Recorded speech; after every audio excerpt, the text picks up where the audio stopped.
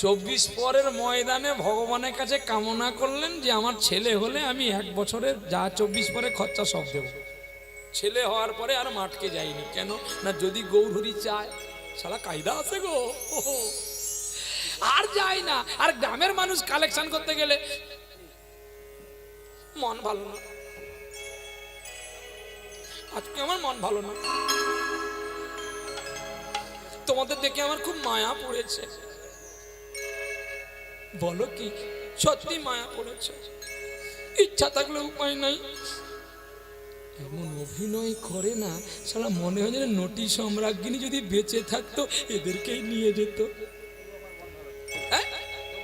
বীণা দাশগুপ্ত বাস্তবে কেঁদেছিল, আর এরা যে এত সুন্দর অভিনয়ে কাঁদে, বা যদি দিগ্বিজয় অপেরা বেঁচে থাকতো তাহলে এদেরকে যাত্রা দলে নিয়ে যেত। হ্যাঁ নাকি? কায়দা আছে। ভগবানের কাছে দেখাশোনা করে না, ভগবানকে দেয় না, শুধু ভগবানের কাছে চায়। আর ঠিক সময়ে ভগবান কি করে জানেন? বলে তোর আসল গুটিটা আমি ফাটিয়ে দিচ্ছি। দেখ, যখন চাওয়া জিনিসটা হারিয়ে যায় না, তখনই ময়দানে গিয়ে কেঁদে বলে তুমি কি ঠাট্টাও বোঝো না, মস্করাও বোঝো না।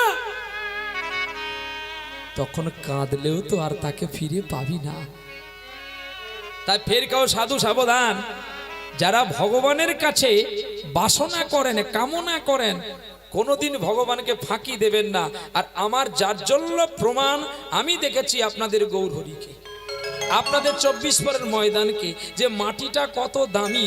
আপনারা নিজেরাই ইচ্ছা করে মাটিটাকে নষ্ট করছেন। কিন্তু যে বেদিতে কোনো নারী আসতো না, আজকে নারী ছাড়া নাকি কীর্তনই হয় না। তাহলে ভাবুন তো, আপনারা ইচ্ছা করে কত নষ্ট করছেন আপনাদের পবিত্র ভূমিটাকে। যেই পবিত্র ভূমিতে কেউ কীর্তন করতে আসলে খবরটা পেলে তার হৃদয়টা কাঁপতো যে কি হবে, কি হবে, কি হবে। আপনাদের পূর্ব মেদিনীপুরের সবচেয়ে গর্বিত মাঠ তিওরখালী, যেটা ইতিহাসের স্বর্ণাক্ষরে আমরা বহু কীর্তনিয়ার মুখে শুনেছি। যদি কেউ একটু কিঞ্চিত চুলের ডোগায় অহংকার করে, তাকে ফুটুর ডুম নিয়ে বাড়ি যেতে হয়। আজকে সেই পবিত্র ভূমিকে আপনারাই নষ্ট করছেন, এর জন্য দায়ী কীর্তনিয়া নয়। ধন্য গর্বিত আমি জাজ্জল্য প্রমাণে দেখেছি।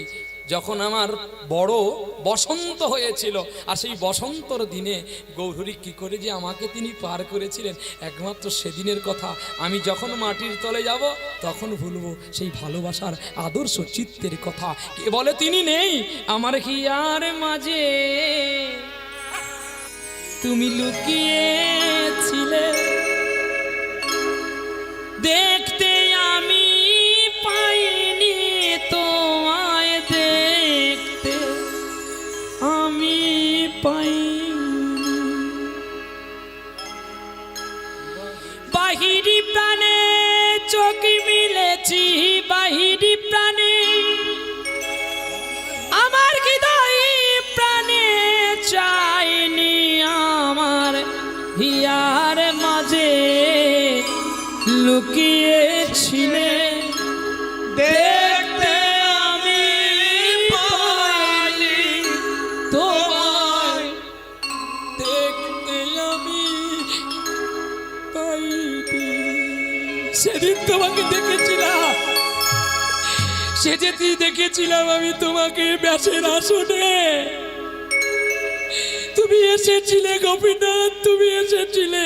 তা না হলে যে আব ঘিরতে পারতো না সে কি করে গাইল গো। স্খলিত শিথিল কামনার ভার, বহিয়া বহিয়া বেড়াই ফিরি কত আর। আপনারই বলে নিও কোলে তুলে, গেথে নিও এই হার। ওগো প্রাণবল্লভ, ওগো প্রাণেশ্বর, ওরা অবুঝ কিছু জানে না গো, তুমি ছেড়ে যেও না।